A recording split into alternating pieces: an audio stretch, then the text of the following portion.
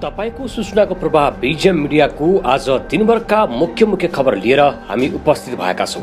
नमस्कार, म गौरव त्रिपाठी। आज देश दुनियाँमा कहाँ के भयो आजका मुख्य समाचारहरू लिएर हामी उपस्थित भइसकेका छौं।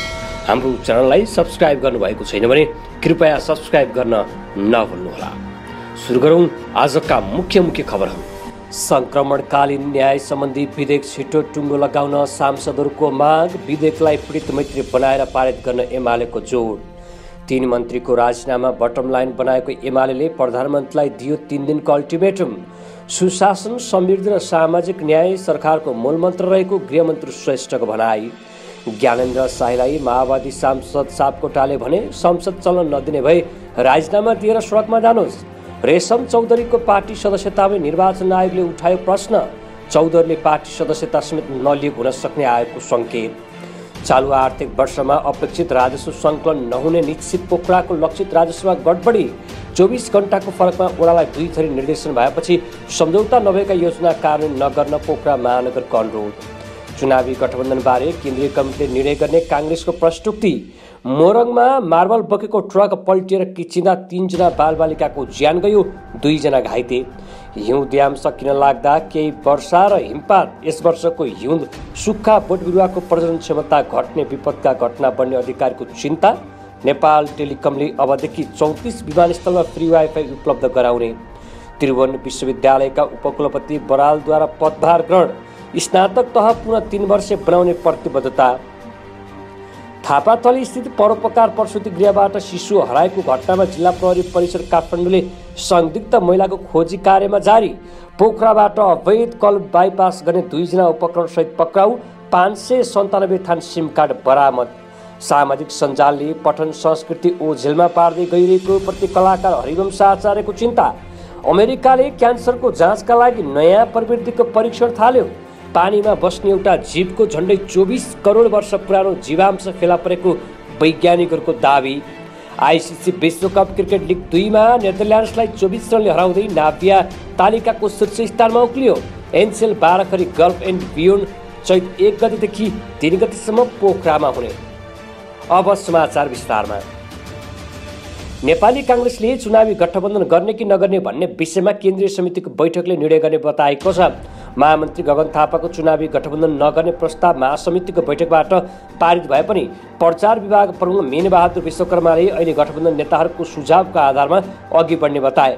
महासमिति बैठक समापनबारे जानकारी दिन आयोजित पत्रकार सम्मेलनमा उनले भने विशिष्ट परिस्थितिमा गठन भएको गठबन्धनमा 5 वर्षको शर्तको साथ बनाएको हुनाले थप इमान्दार हुँदै निरन्तरता दिने भन्ने परेको छ। महामन्त्री द्वयका प्रस्ताव विरुद्ध बोल्न गोप्य एसएमएस सर्कुलर गरेको खुलासा समेत भएको छ। नेकपा एमाले संसदमा विपक्षी दलले 3 मन्त्रीको विषयमा उठाएको सन्दर्भमा प्रधानमन्त्री पुष्पकमल दाहाल प्रचण्डलाई 3 दिनभित्र जवाफ माग गरेको छ। प्रतिनिधि सभाको बैठकमा बोल्दै एमाले सचेतक महेश बर्तौलाले आगामी बैठकमा आएर संसदमा उठाएका विषयको जवाफ दिन माग गरेका हुन्। उनले भने गत फागुन 6 गतेदेखि सरकारको ध्यान आकर्षण गराइरहेका छौँ। हामीले नैतिक र सार्वजनिक विषयमा मन्त्रीहरूको राजीनामा मागिरहेका छौँ। हामीले आजै आएर संसद बैठकमा जवाफ दिनुपर्छ भनेका हौँ, तर सरकारका मन्त्रीहरूसँग जोडिएको विषय भएकाले हाम्रो जवाफ सरकारसँग हो। हामीले सरकार जवाफ माग्दा प्रतिरक्षा सरकार स्वयंले गरोस् भन्ने ठान्छौँ, तर अमुक माननीयहरूले आफूलाई प्रधानमन्त्रीकै तहमा उभ्याएर गरेको ठिक होइन। त्यो संविधानभन्दा बाहिरको कुरा हो। हामी सबै प्रतिपक्षको तर्फबाट 6 गतेबाट उठाएका गम्भीर विषयमा अब बस्ने बैठकमा संसदले बनाएको क्यालेन्डर अनुसार सरकार नै छानेर आगामी बैठकमा उपस्थित भएर प्रतिपक्षी बेन्चबाट उठाएको माग सम्बोधन गर्न माग गर्दछौँ। त्यसका लागि 3 दिनको समय दिन्छौँ, उनले भनेका छन्। नेकपा माओवादी केन्द्रका सांसद माधव सापकोटाले संसदमा हुलुजत नगर्न आग्रह गरेका छन्। शुक्रबार प्रतिनिधि सभा बैठकमा बोल्दै सांसद सापकोटाले यस्तो बताएका हुन्। सांसद चल्न नदिने भए राजीनामा दिएर सडकमा जान सांसद सापकोटाले आग्रह समेत गरे। बालकुमारी घटनालाई प्रधानमन्त्रीले हत्या भनेको र हत्या भई सम्बन्धित मन्त्री र प्रहरीलाई किन कारबाही नगरेको भन्दै राप्रपाका सांसद ज्ञानेन्द्र शाहीले बिहिबारको बैठकमा प्रश्न गरेका थिए। उक्त प्रश्नको जवाफ नआएसम्म सदन चल्न नदिने भनी उनै शाहीले बताएका थिए। 13 पुसको बालकुमारी घटनालाई प्रधानमन्त्री स्वयंले हत्या भनेको उल्लेख गर्दै उनले हत्या भई सम्बन्धित मन्त्री र प्रहरीलाई कारबाही गर्न माग गरेका थिए। त्यसपछि माओवादी सांसद सापकोटाले प्रतिवाद गर्दै संसद चल्न नदिने भए राजीनामा दिएर सडकमा जान भनेका हुन्। विद्रोह गर्ने अधिकार रहेको तर त्यही संसदमा बसेर संसद चलन नदिन नमिल्ने उनले बताएका थिए।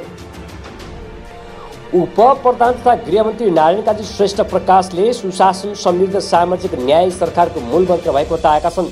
नेपालगञ्जमा आयोजित पत्रकार भेटघाट तथा नागरिक समाजसँग अन्तर्क्रिया कार्यक्रममा गृहमन्त्री श्रेष्ठले वर्तमान सरकार राष्ट्रिय सुरक्षा र राष्ट्रिय एकतालाई बलियो बनाउने कार्यभारलाई पनि केन्द्रमा राखेर काम गरिरहेको बताएका छन्।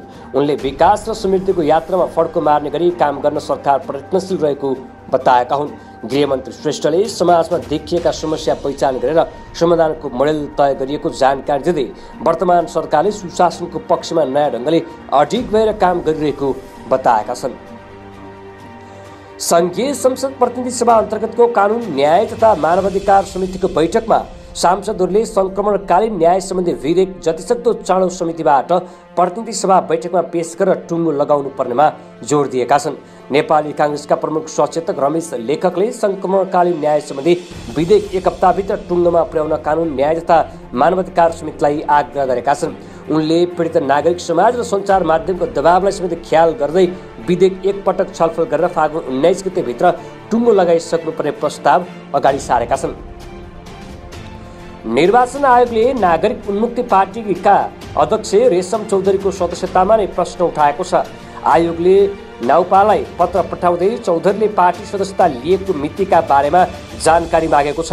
गत माघ 29 गते नागरिक उन्मुक्ति पार्टीले रेशम चौधरी पार्टी अध्यक्ष भएको सहितको दलको विवरण अध्यावधिकका लागि निर्वाचन आयोगमा निवेदन दिएको थियो। यस सम्बन्धमा थप स्पष्टताका लागि भन्दै निर्वाचन आयोगले शुक्रबार नाउपालाई पठाएको पत्रमा प्रश्न गरिएको छ। रेशमलाल चौधरीले नागरिक उन्मुक्ति पार्टीको सदस्यता के कुन मितिमा लिएका हुन्? पत्रमा नाउपाको विधानअनुसार उक्त पार्टीको पदाधिकारी हुन्, कम्तीमा 1 कार्यकाल केन्द्रीय सदस्य रहेको हुनुपर्ने व्यवस्थाको समेत स्मरण गराएको छ। नेपाल टेलिकमले नेपालभित्र सञ्चालित 34 विमानस्थलहरूमा फ्री वाइफाई इन्टरनेट सेवा उपलब्ध गराउने भएको छ।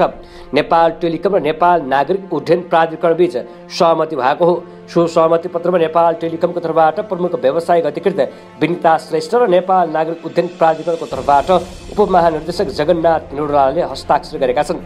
सहमति पत्र अनुसार नेपाल टेलिकमले त्रिभुवन विमानस्थलको अन्तर्राष्ट्रिय र आन्तरिक टर्मिनलतर्फ आगमन र प्रस्थान कक्षमा फ्री वाइफाई नेटवर्क जडान गर्नेछ भने नेपालभित्र सञ्चालित अन्य विमानस्थलहरूमा समेत चरणबद्ध रूपमा फ्री वाइफाई इन्टरनेट सेवा सञ्चालन गर्ने सहमति भएको छ।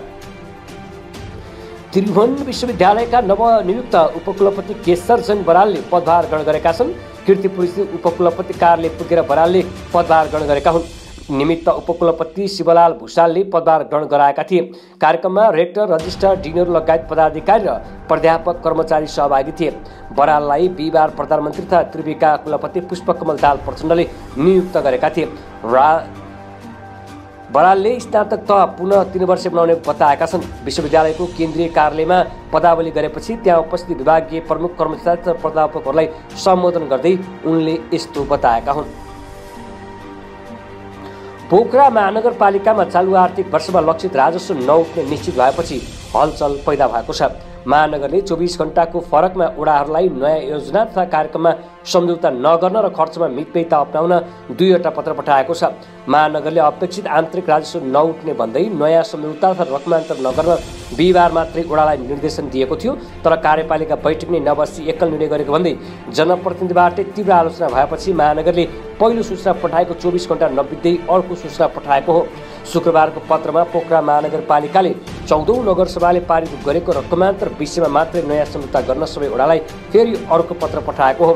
ती योजनामा पनि तत्कालै सम्झौता गरेर काम अगाडि बढाउन निर्देशन दिएको छ।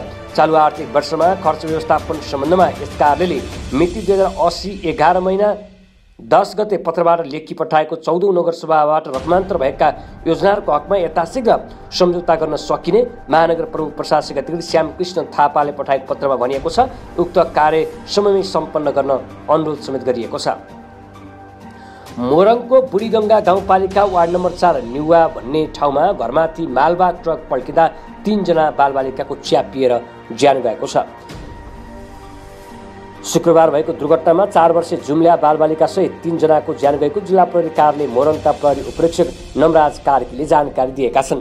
मार्बल बोकेको भारतीय नम्बरको ट्रक पल्टिँदा बुढीगङ्गा 4 प्रगति टोलका ज्योति अधिकारीका छोरा इसिता र छोरा निशान्त तथा सन्जु खवासको 8 वर्षीय छोरी रियाको ज्यान गएको हो। घरमा सुत्रेका जुम्ल्या 2 जना र बाटोमा हिँडिरहेका रियाको दुर्घटनामा ज्यान गएको हो। दुर्घटनामा ज्योति अधिकारी र हिराकी आमा सन्जु खवास घाइते भएका छन्। प्रहरीले क्रेनको सहायतामा ढुङ्गा पन्छाएर शव निकालेको थियो। काठमाडौँको थापाथली स्थित प्रसुति गृहबाट नवजात शिशु चोरी भएको छ। काभ्रेकी एकजना महिलाले जन्माएको 26 दिनको शिशु छोरी चोरी भयो भन्दै प्रहरीमा उजुरी परेको हो। जिल्ला प्रहरी परिसर काठमाडौँका प्रवक्ता नवराज अधिकारीले दिउँसो 12 बजे बच्चा चोरी भएको भन्ने सूचना शुक्रबार प्राप्त भएपछि व्यापक खोजतलास भइरहेको जानकारी दिएका छन्। प्रहरीका अनुसार महिला चेक जाँचका लागि अस्पताल पुगेकी थिइन्। त्यस क्रममा उनले एकछिन सम्मादिन भन्दै अपरिचित महिलालाई शिशु दिएकी थिइन्। सीसीटीभी फुटेजमा ती महिलाले शिशुलाई लिएर हिँडिरहेको देखिएको र अहिले अनुसन्धान भइरहेको प्रहरीले जनाएको छ। हिउँद्याम सकिन लाग्दा भएको केही वर्षा र हिमपातले किसानहरूलाई खुसी बनाएको भए पनि समग्रमा यस वर्षको हिउँ सुक्खा बनेको छ। मक्सिर 15 गतेदेखि फागुन 15 गतेसम्मलाई हिउँद्याम मान्ने गरिन्छ। यो 3 महिना औसतमा 60 मिलिमिटर पानी पर्ने थियो। तर यस वर्ष हिउँद्याम सकिन 5 दिन मात्रै बाँकी रहँदा औसतको आधा वर्षा पनि भएको छैन।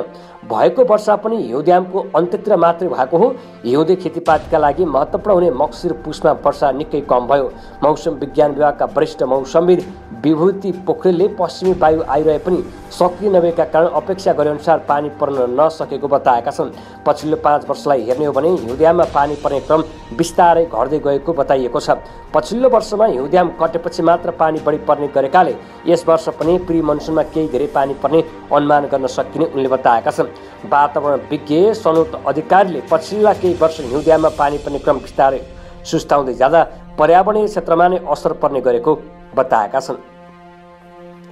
अन्तर्राष्ट्रिय आगमन कल बाइपास VOIP गरेको आरोपमा 2 जना उपकरणसहित पक्राउ परेका छन्। प्रहरीको केन्द्रीय अनुसन्धान ब्युरो CIBले पर्साको मधुबनका 37 वर्षीय विशाल शाह, कलावर र रूपन्देहीका 25 वर्षीय इमरान अहमद खानलाई पक्राउ गरेको हो। उनीहरूलाई पोखराबाट पक्राउ गरिएको CIBले जनाएको छ। CIBका अनुसार उनीहरूको साथबाट VOIP पोर्ट 2 वटा होल्डिङ राउटर एउटा एनसेलका प्रयोग नभएका सिम 597 वटा बरामद गरिएको समाचारमा उल्लेख गरिएको छ। अभिनेता हरिवंश आचार्यले साहित्य बिना समाज बन्दैन, नबन्ने भएकाले साहित्य संस्कृतिको जगेर्ना गर्नु हरेक जनप्रतिनिधिको कर्तव्य भएको बताएका छन्। बुढा नीलकण्ठ सांस्कृतिक साहित्यिक महोत्सव 2080को उद्घाटन मन्तव्य दिने क्रममा आचार्यले उक्त विचार व्यक्त गरेका हुन्।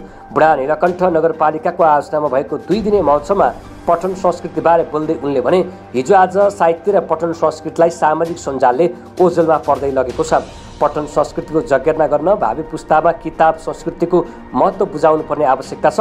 स्थानीय जनप्रतिनिधिबाट पठन संस्कृति विस्तारका लागि देशका विभिन्न क्षेत्रका साहित्यकारलाई जुटाएर बुढा नीलकण्ठ नगरपालिकाले सांस्कृतिक सद्भाव झल्कने आयोजना गरेको प्रयासको उनले प्रशंसा गरे।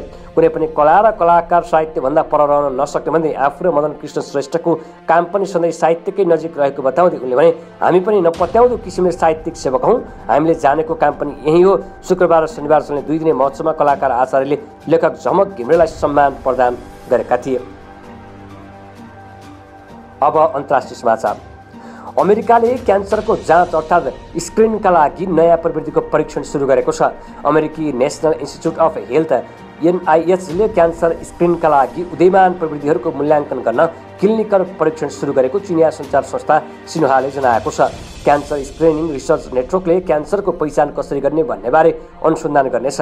यसले गर्दा उपचार गर्न सजिलो हुने खबरमा उल्लेख छ। बहु क्यान्सर पत्ता लगाउने परीक्षण जस्ता उदयमान प्रविधिहरूले क्यान्सरको जाँचलाई परिवर्तन गर्न सक्ने र धेरै मानिसहरूको जीवन लम्ब्याउन मद्दत गर्न सक्ने अपेक्षा रहेको NIHले जनाएको छ।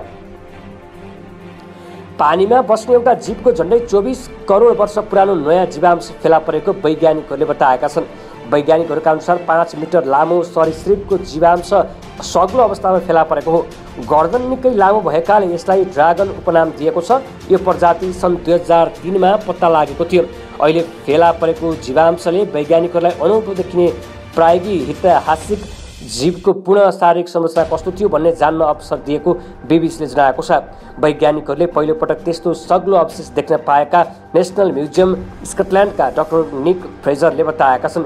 यो जीवांश दक्षिणी चीनमा प्राचीन चुनढुङ्गा भएको ठाउँमा फेला परेको हो।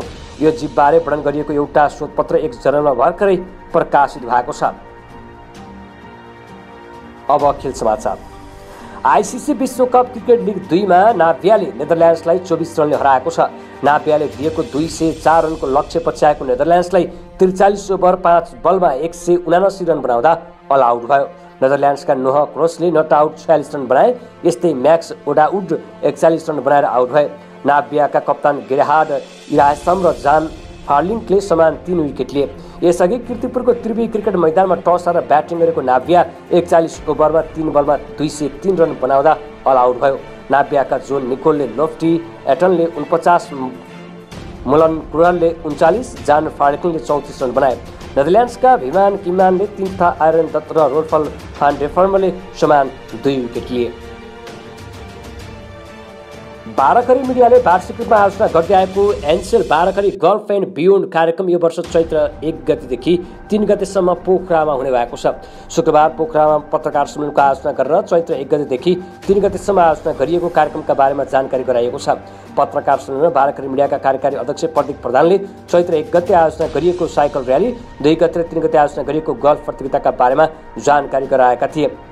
चैत 2 गते नै पोखरामा वरिष्ठ पत्रकार तथा सम्पादकसँग मुख्यमन्त्री र मेयरसँग अन्तर्क्रिया हुनेछ भने नेपाली विदेशी राजदूत तथा विकास साझेदार संस्थाका प्रमुख तथा प्रतिनिधिले पनि छुट्टाछुट्टै अन्तर्क्रिया गर्नेछन्। पत्रकार सम्मेलनमा पोखरा महानगरपालिकाका मेयर धनराज आचार्यले बाराखरी गल्फ प्रतियोगिताको सफलताको शुभकामना व्यक्त गर्दै पोखराको वार्षिक क्यालेन्डरमा समावेश गरेर सधैँ पोखरामै गरिनुपर्नेमा जोड समेत दिएका थिए। हेर्दै गर्नुहोला बीजीएम खबर। नमस्कार।